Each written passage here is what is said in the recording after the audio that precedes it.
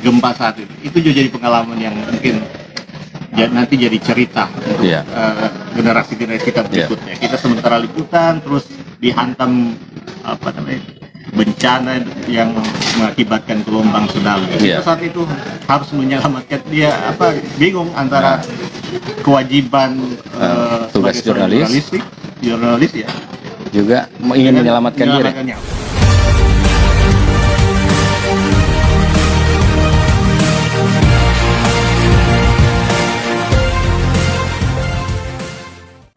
Halo, assalamualaikum warahmatullahi wabarakatuh. Selamat sore. Kembali lagi dengan saya Roni Sandi di program ngobrol santai sambil ngopi di acara inipalu.com. Saat ini di edisi kali ini kita menghadirkan tamu atau narasumber kita, Rahman Odi. Rahman Odi adalah saya bacakan sedikit profilnya beliau ini. Nah, nama lengkap Rahman Odi. Nah, nanti bin siapa begitu nanti tanya langsung saja. Odi ini saya akrab memanggil Odi atau Odi Joker, adalah video jurnalis atau VJ dari Net TV untuk di wilayah Palu dan Sulawesi Tengah. Kemudian saat ini Odi menjabat sebagai ketua Ikatan Jurnalis Televisi Sulawesi Tengah untuk Musda yang ketiga kalinya. Nanti untuk yang lebih jelasnya tentang beliau, cari sendiri nomor WA-nya. Kita ngopi dulu. Jadi karena acaranya acara santai sambil ngopi, ngobrol, jadi bisa kita sambil ngopi gitu.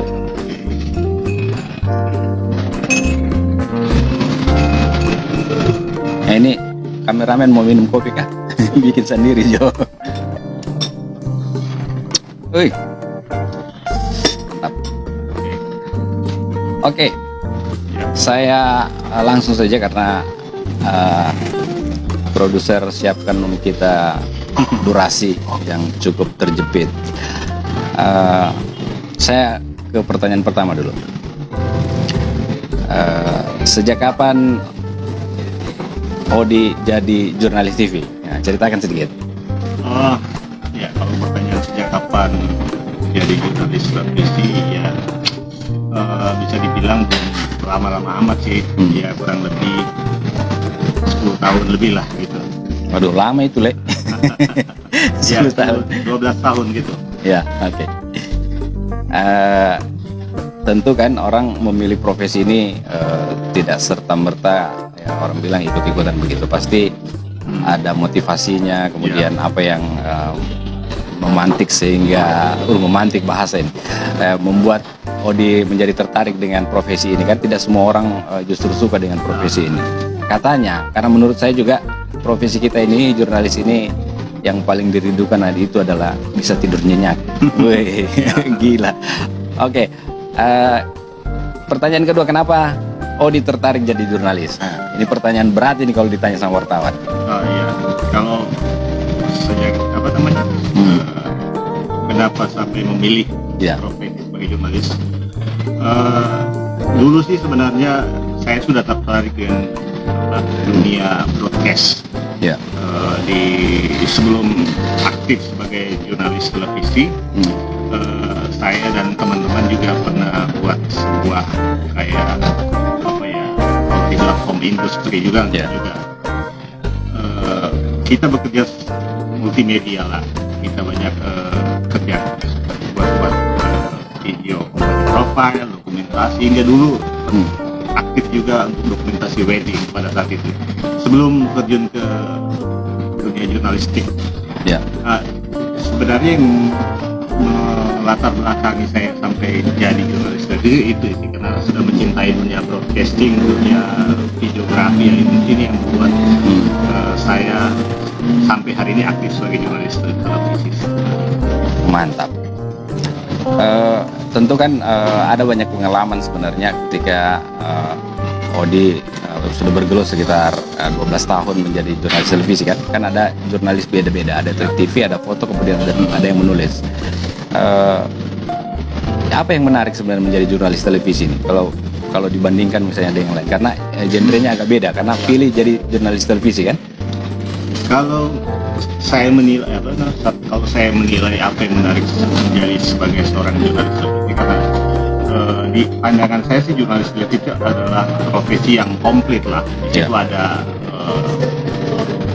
tantangannya, ada senang-senangnya. Kita senang-senang sambil liputan juga ada juga kan, biasa kita keluar bisa liburan sambil liputan. Ya itu menurut saya sih jadi jurnalis televisi ada tantangan, terus ada yang seperti ada senang-senangnya juga lah gitu. Nah ini lagi pasti punya kesan sendiri loh dengan apa liputan kira-kira yang paling menarik menurut Odi, yang berkesan, misalnya yang kira-kira waktu meliput itu ada ceritanya sendiri lah. Habis itu apa kayak cerita yang romantis, yang seram, yang tegang, dan mungkin juga menyeramkan gitu. Kira-kira apa liputan di mana gitu? Cerita sih supaya kita berbagi pengalaman gitu ya. Kalau saya jadi jurnalis televisi kan 12 tahun lalu di Palu atau Sulawesi Tengah ini, 12 tahun lalu itu banyak konflik lah di masyarakat, banyak isu-isu soal konflik komunal di antar masyarakat, bentrok antar warga, kerusuhan, hingga kasus-kasus terorisme kan. Yang paling yang jadi berkesan kan soal liputan-liputan itu, soal liputan tentang kekerasan, terorisme. Yang paling berkesan ya menurut saya soal salah satu yang berkesan, tapi tidak tidak menyurutkan semangat kita untuk sebagai jurnalis televisi. Itulah tantangan sebagai jurnalis televisi. Ya, jadi mungkin masyarakat awam tidak tahu bahwa tugas-tugas kita ini selain memang sangat berisiko, ya kita juga menyampaikan ada pesan-pesan tersendiri begitu ke masyarakat. Jadi kita tidak serta-merta seperti yang dibilang tadi bahwa kita meliput itu adalah kepentingan pribadi, tidak. Tapi ada kepentingan banyak orang. Sebenarnya banyak sih soal kesan-kesan saat menjadi jurnalis. Banyak pokoknya catatan-catatan yang mungkin kalau dibuatkan buku juga menarik juga, termasuk saat kemarin kita dihadapkan dalam sebuah musibah itu, bencana.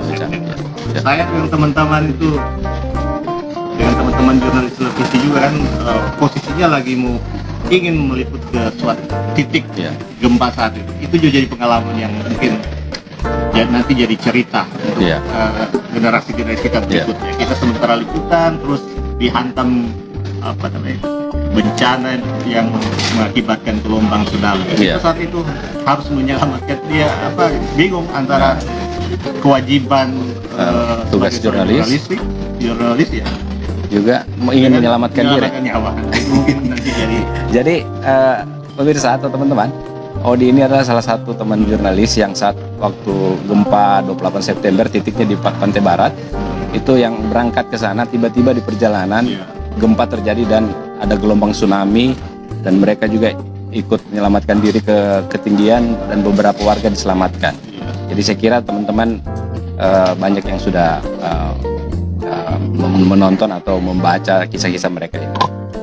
Oke, kita ke poin berikutnya soal IJTI. Nah, ini menarik ini. Oke, Ikatan Jurnalis Televisi. Nah, ini Odi ketuanya untuk di Sulawesi Tengah. Cerita sedikit Odi, atau jelaskan sedikit tentang apa sebenarnya IJTI ini, organisasi apa begitu? Ya sudah jelas organisasi profesi wartawan, tapi kan bisa lebih luas lagi IJTI itu sebenarnya apa? Iya, sebenarnya kalau dibilang apa itu IJTI, jadi kita kalau melihat semangat atau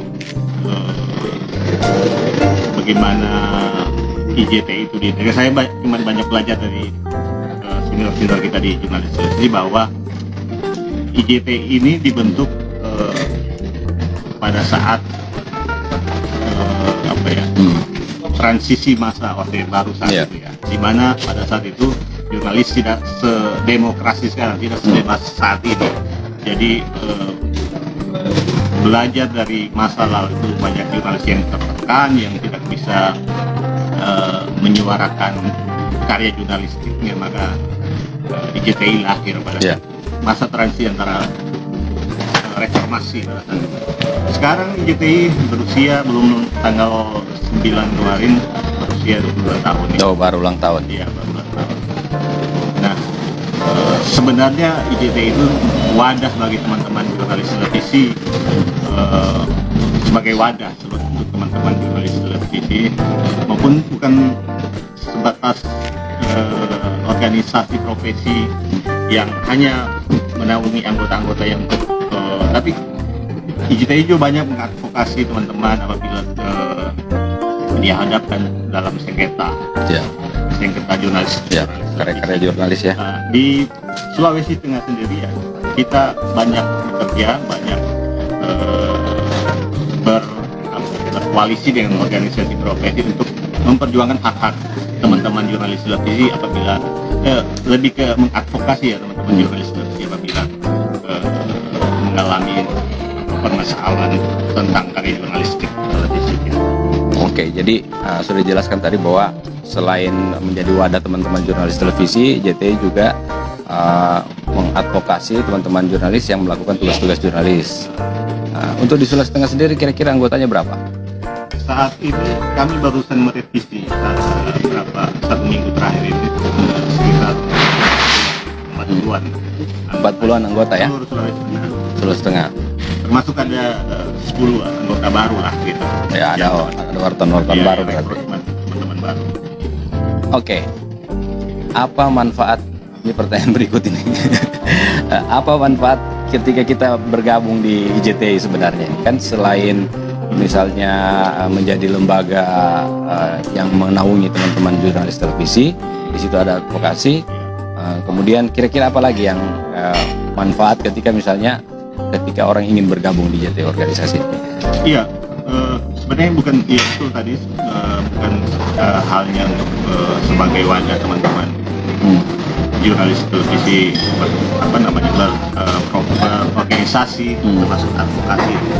Sebenarnya di sini kita banyak belajar ya, sharing ya, sharing khususnya soal bagaimana sih jurnalis televisi hingga saat ini di negeri kita di Indonesia, terutama di saat-saat krisis pandemi saat ini. Jurnalis televisi kan banyak lah yang bisa kita sharing dengan teman-teman pengurus-pengurus daerah termasuk di pengurus pusat. Ya. Ada tidak manfaatnya dengan organisasi JT ini untuk memberi edukasi ke masyarakat, kemudian teman-teman jurnalis televisi sendiri soal menangkal hoax itu kan sekarang ini, apalagi di era sekarang ini digital yang begitu sangat gencar, sehingga berita hoax itu harus diimbangi oleh teman-teman yang memiliki profesi yang memang menyampaikan informasi yang berimbang gitu. Ya, memang sekarang kan di tengah perkembangan digital, industri digital elektronik sekarang ini, memang ini menjadi tantangan buat teman-teman jurnalis televisi ke depannya ya. Hoax dengan cepat, apalagi pandemi kemarin kan? Hoax dengan cepat menyebar, malahan bisa bisa sampai dengan masyarakat kalah dengan karya-karya jurnalis teman-teman TV kan. Ini lebih cepat dia. Ini jadi tantangan sih sebenarnya buat kita di daerah, termasuk di secara nasional ya. Ini pernah kita sering melakukan seperti pelatihan soal penangkal hoax. Termasuk ya teman-teman organisasi profesi yang lainnya juga. Sebenarnya ini memang jadi tantangan. Ini di tengah perkembangan industri digital saat ini memang. Gimana ya, dibilang kalah tidak juga sih, karena karya jurnalistik itu sebuah informasi yang dapat dipertanggungjawabkan. Baik. Oke, mungkin pertanyaan terakhir atau kerennya apa, produser, closing statement ya. Ya begitulah. Apa pesan atau semacam penyampaian ke masyarakat, kemudian khususnya juga jurnalis tentang profesi jurnalis ini? Iya, paling kalau di pesannya sih di tengah isu COVID-19 pandemi saat ini, paling saya atau kita sebagai organisasi profesi mendorong teman-teman jurnalis televisi agar selalu memperhatikan protokol kesehatan. Ya, setuju. Protokol ini bukan hanya kayak kami di JTI yang menyampaikan, dari Dewan Pers, dari pemerintah juga daerah, pemerintah pusat, dari Kominfo juga banyak menyampaikan soal protokol COVID-19. Termasuk juga buat perusahaan media mungkin. Ya, Kalau ya. misalnya ada yang nanti yang melihat tayangan ini ya, perusahaan media kondisinya banyak jurnalis yang terpukul karena Ya. COVID-19, banyak berimbasnya ke teman-teman jurnalis televisi. Ya. Banyak materi-materi yang di daerah itu susah untuk karena anggota IJTI statusnya itu kebanyakan masih outsourcing ya.